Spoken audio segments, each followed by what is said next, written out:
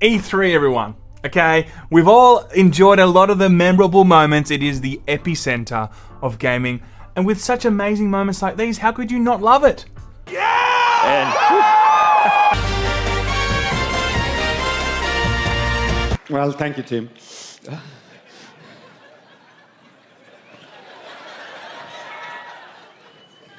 Oh, come on, baby, say something, say something. Yeah! If you guys didn't know, Need for Speed Payback, I got my boy Marcus, executive producer here. He is the producer in the game. Thank you, Nick, for having me. Well, Raquel, this certainly is a special evening. Phew, I can barely catch my breath. Turn it over to Raquel. Raquel, I'm used to being out of breath, working out to my video. What the hell is he doing? But apart from the cringe, there are some nice moments in E3 too. Thank you. Bye-bye. You're breathtaking. But the big question is there even going to be an E3 2021? What is E3 even going to look like? Is there going to be one in 2022? Well, it looks like these documents are now starting to reveal the future of E3 of 2021, and it may also give us a little insight into the future of E3. All this and more after the drop.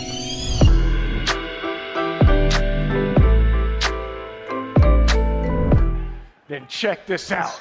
I'm here live. I'm not a cat. Okay, so E3, Electronic Entertainment Expo. There we go. It's been running since 1995. It's pretty much the epicenter of gaming. A lot of publishers and developers like to reveal things, show trailers there, have Q&A panels, hype, information in general. It all culminates within that week of E3.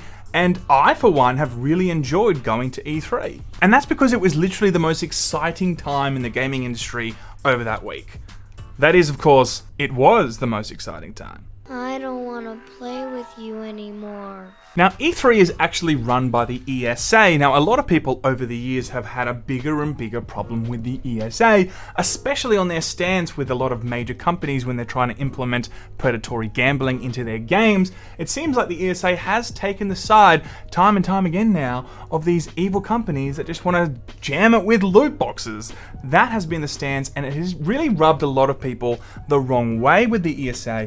And it all culminated in a large moment, really, in 2018, 2017, when Chris Lee, a Hawaiian legislator, was taking loot boxes head on with trying to implement new legislation that would ultimately hamstring loot boxes. And the ESA, of course, jumped to the defense of the big companies that were implementing these loot boxes and were just giving really slimy and shitty answers in these hearings that Chris Lee was having with these ESA representatives.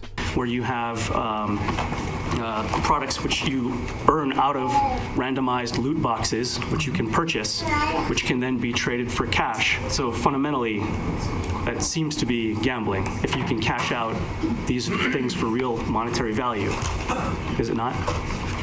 I'm not.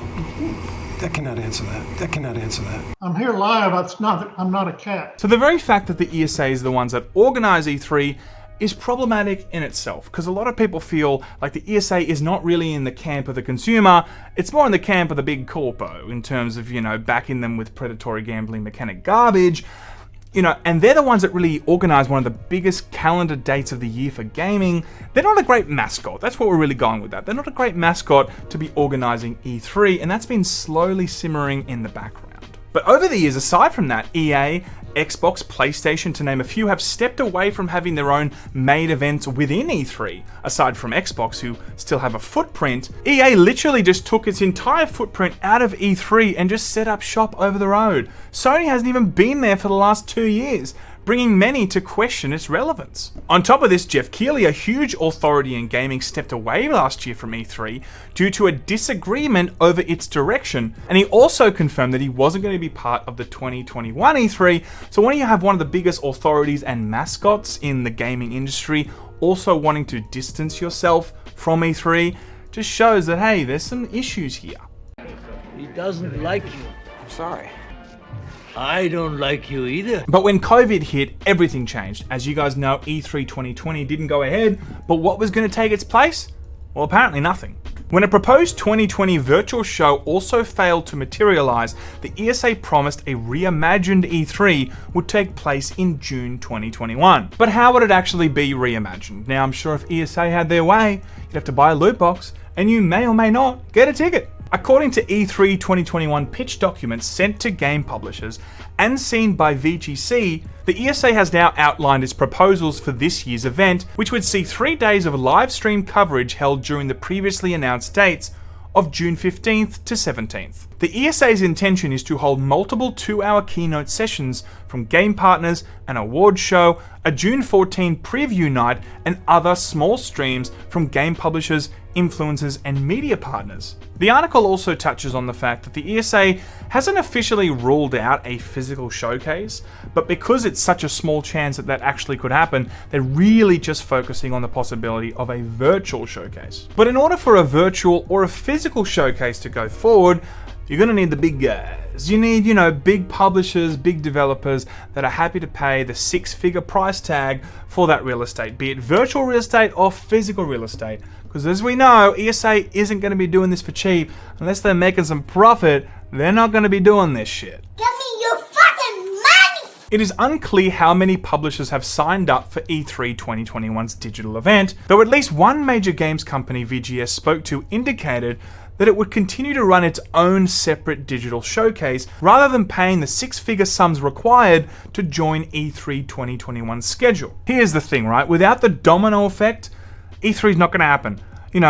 Unless Sony comes out and says, yep, we're going to be at E3, because Sony's there, Xbox also jumps in, and then, Activision Blizzard's there, and then because they're all there, Capcom's there, like it all just kind of snowballs. Without that domino effect, we're probably not going to be seeing a very impressive turnout here, and that's why they're being relatively cagey as to who the attendees would be. Maybe they're going to each publisher and being like, hey look, we can't tell you who's going to be there, but I can tell you now, whoo, we got some big people, so you better sign up now, because we really need you to sign up, because we're desperate for people.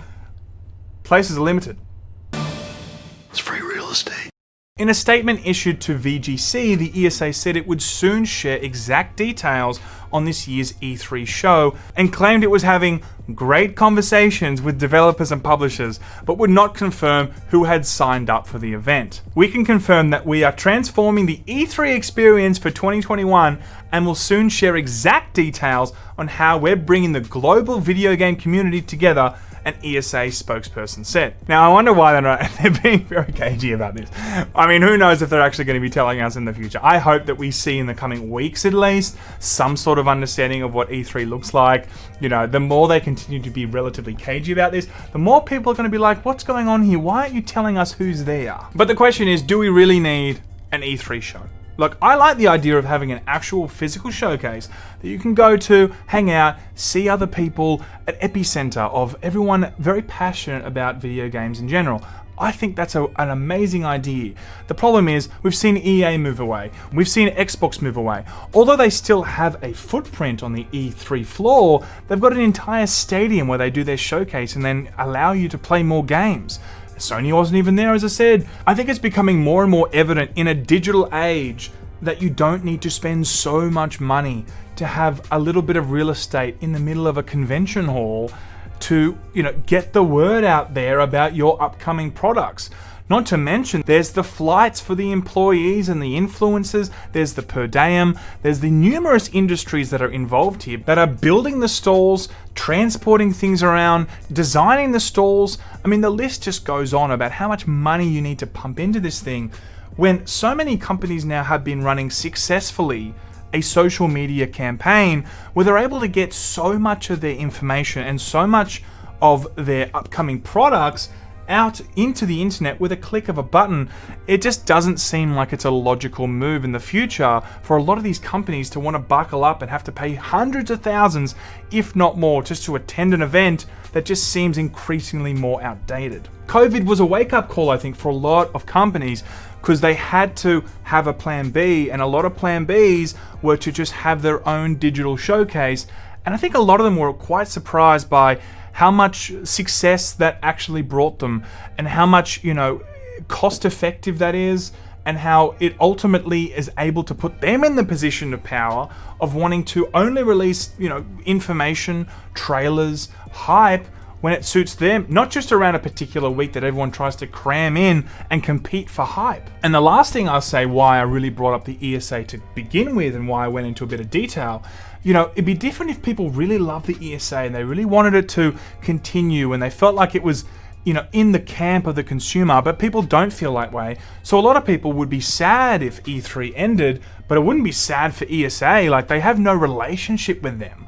So that's another thing that's just working against E3 and working against the ESA. So I think, E3 will go ahead this year, but in the coming 2 or 3 years, do I really think we're going to be seeing an E3? Maybe, but I think it's going to be in a completely different format. Or it's not going to actually survive because ESA is not going to see any money in it, and all these other developers and publishers are seeing too much benefit from them controlling the narrative, controlling the actual hype, and controlling when they want to release trailers, information, and they all want to just have their own particular time they want to share information outside of the week of hype. But guys, we'll have to see what happens. Love you, appreciate you. Thank you very much for tuning in today. E3 2022? Who knows? Maybe. Probably not, though. Laymen out.